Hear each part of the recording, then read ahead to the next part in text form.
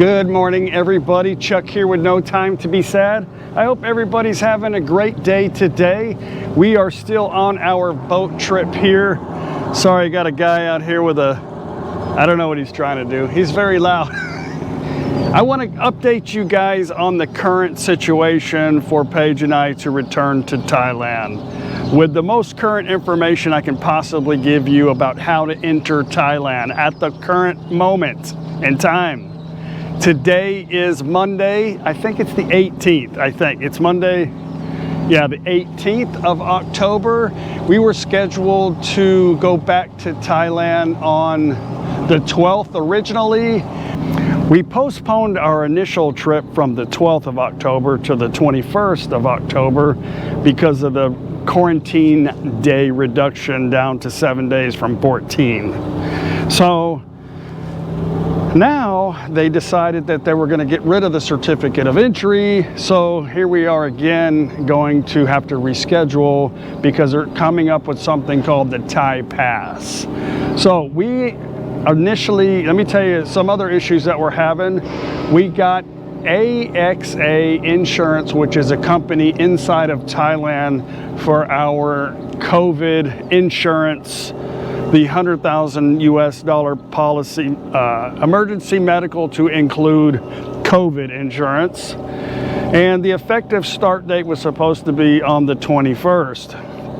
Paige tried to it was okay for me to keep mine because it's the extension. Okay, let me back up.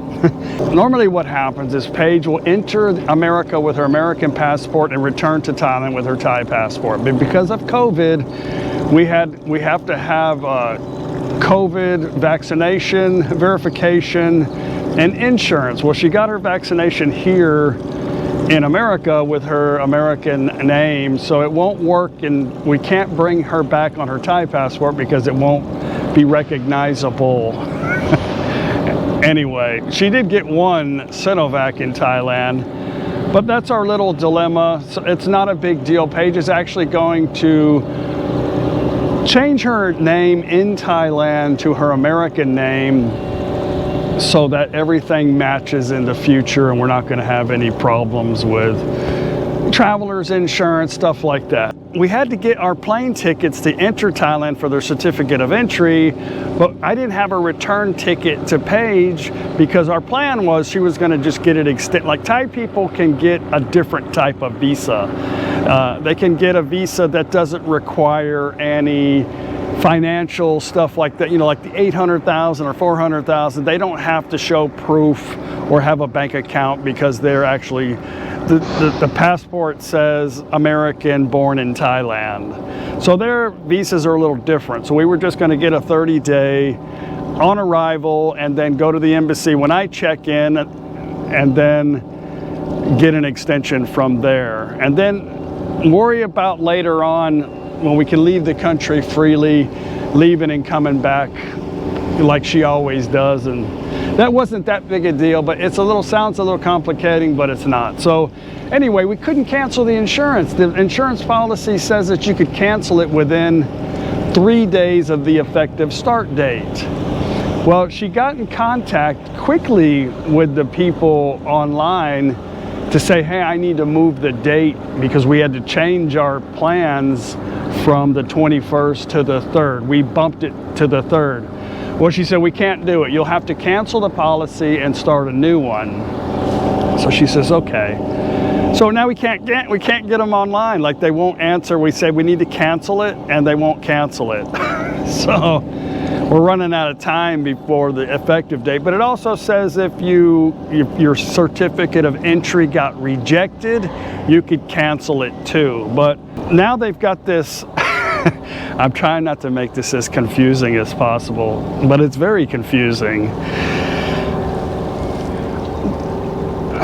Where do I start and where do I end? So we can't get them on the phone, so I just got off the computer and disputed with my credit card company to cancel both of them. So we decided that we were going to book another flight till the 3rd of November. When I just saw the CCSA report, And it's so like cut and dry, you know, but I know it's not going to be. So here's what she said, and I'll share the link, and you can watch today's CCSA report. I'll share the link down here below in the description box of this video. I'll try to put it in the comment section too. Let me turn now to some information on the Thailand Pass system, which I'm sure many of you will be interested in. The slide that you are seeing now contains a lot of information. I would just summarize this by saying that according to the ease of traveling policy, this quote-unquote Thailand Pass system will be adopted to replace the majority of the Certificate of Entry or COE process after the reopening of the country on the 1st of November to travelers from low-risk countries. The Thailand Pass system specifically aims to facilitate entry into Thailand by shortening the process for filing information and uploading travelers' documents. As I'm sure many of you will be interested in, the list of low-risk countries will be finalized this week, and the government is working very hard to ensure that we will be able to share this list with you as soon as possible. Thailand Pass will require travelers to fill in the T8 health questionnaire and the TM6 immigration form, as well as to upload a vaccine certificate.